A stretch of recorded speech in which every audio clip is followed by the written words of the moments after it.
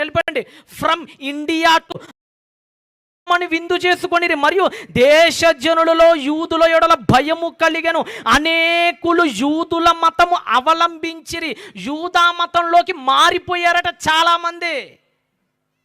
ఎక్కడెక్కడ మారిపోయారంటే దాని ఇండియా పేరు కూడా చెప్తాడు ఆ పైన. మీరు బైబిల్లోకి వెళ్తే కూషు దేశము మొదలుకొని ఉంటుంది చూడండి, అక్కడే ఎక్కడ 9వ వచనంలో ఉంటుంది చూడండి.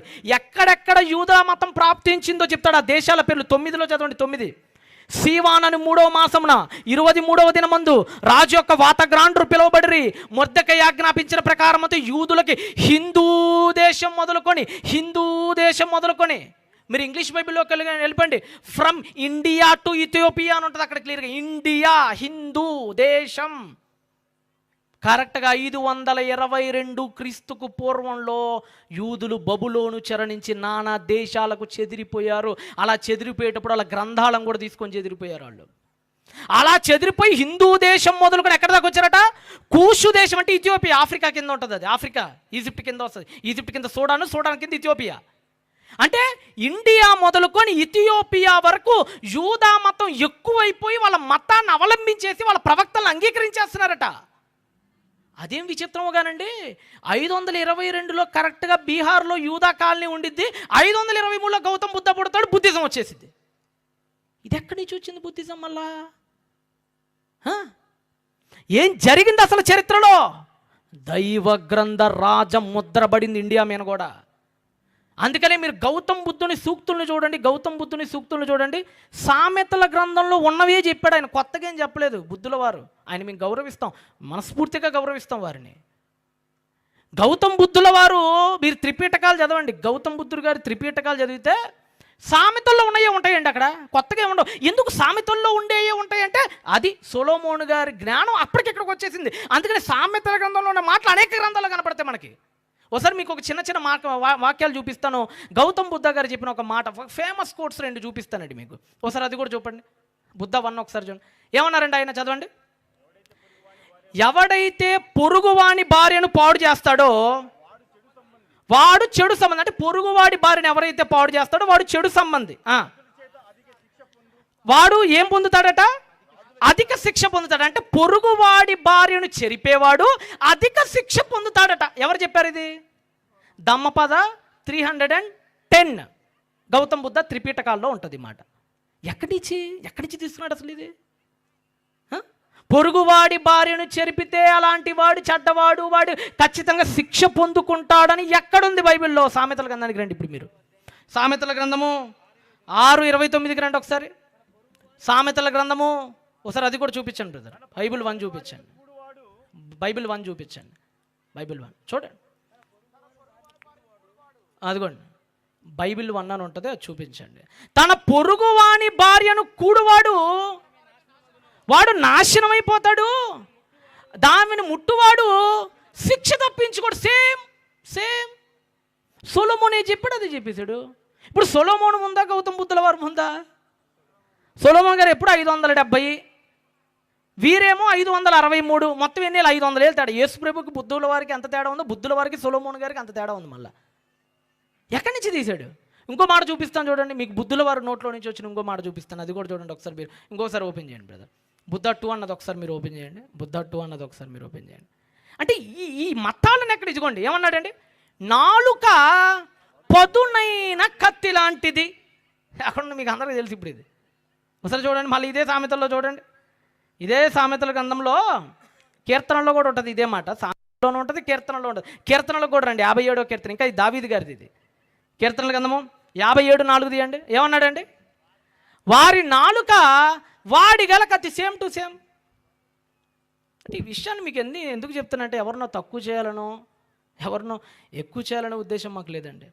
మేము అన్ని మతాలను గౌరవిస్తాం, అందరి మతోద్ధారకుల్ని గౌరవిస్తాం, వారందరినీ మనస్ఫూర్తిగా సహోదర భావంతో చూస్తాం. అయితే చరిత్రలో జరిగిన కొన్ని మెరుపు సందర్భాలు మనకు తెలియాలి.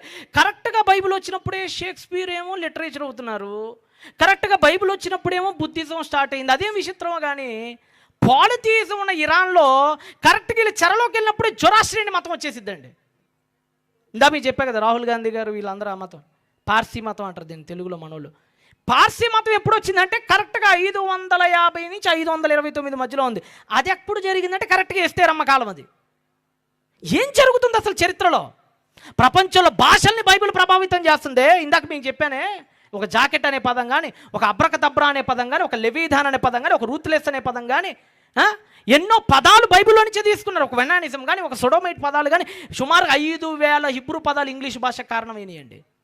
భాషల్లో బైబిల్ ముద్ర కనపడుతుంది, మత ఆవిర్భావాల్లో బైబిల్ ముద్ర కనపడుతుంది, సంఘ సంస్కరణలో బైబిల్ ముద్ర కనపడుతుంది, లిటరేచర్స్లో బైబిల్ ముద్ర కనపడుతుంది.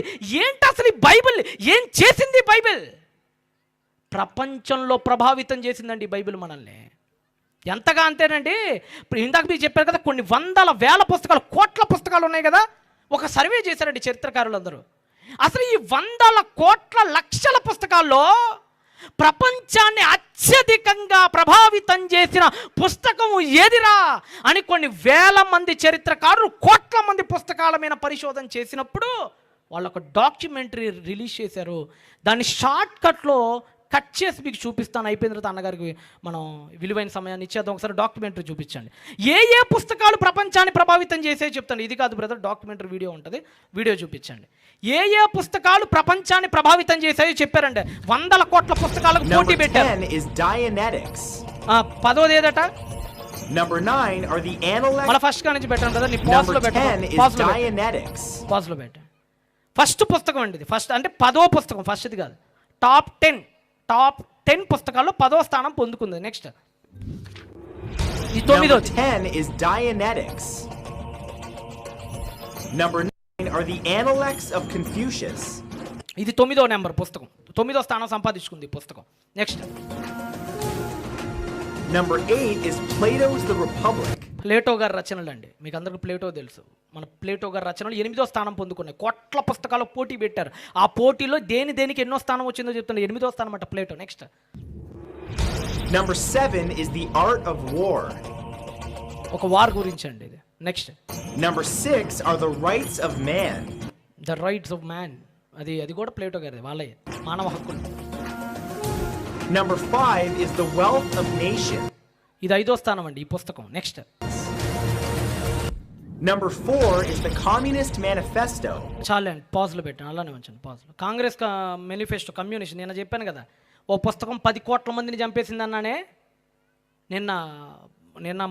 మొన్న వాక్యోపదేశంలో చెప్పాను కదా, ఒక్క పుస్తకం, అంగుళన్నర లేని పుస్తకం 10 కోట్ల మందిని చంపేసింది. ఆ పుస్తకానికి 4వ స్థానం. అంటే ఇక్కడ స్థానాలు దేని బట్టి అంటే అది ప్రభావితం మీద డిపెండ్ అయి ఉంటుంది. అది మీరు గమనించాలి. నెక్స్ట్ 4వ స్థానం అంటే దీనికి.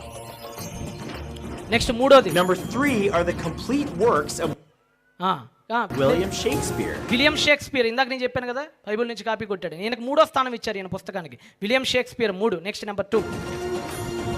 Number 2 is The Origin of Species. Origin of species. ఎవరైతే చార్లెస్ డార్విన్, మనిషి కోతి నుంచి వచ్చాడని రాసిన పుస్తకం, ప్రపంచంలో 2వ స్థానం పొందుకుంది. Next And number 1 is the Bible. బా కొట్టు. That is one and only holy Bible. ఎందుకో చెప్తున్నారు చూడండి వాళ్ళు, ఎందుకో చెప్తున్నారు. ప్లే చేయండి.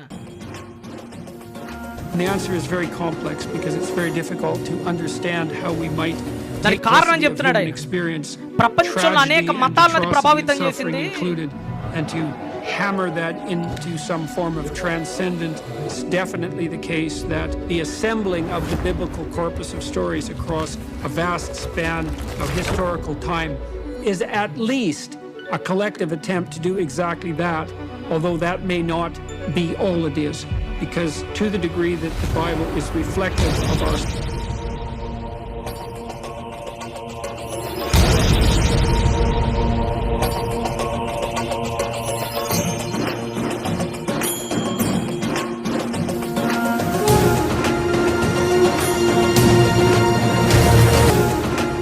అట్లా గూస్ బంప్స్ రావట్లేదండి. ప్రపంచంలో మళ్ళా చెప్తున్నా, పుస్తకాలు ఎన్నున్నా గ్రంథరాజం ఒక్కటే. పక్షులు 1,00,000 ఉండొచ్చు, పక్షిరాజు ఒక్కడే. పశువులు 1,00,00,000 ఉండొచ్చు, మృగరాజు ఒక్కడే. పుస్తకాలు 100 కోట్లు ఉండొచ్చు, మగాడు మొనగాడు ఫస్ట్ ర్యాంకర్ ఎప్పుడు ఒక్కడే.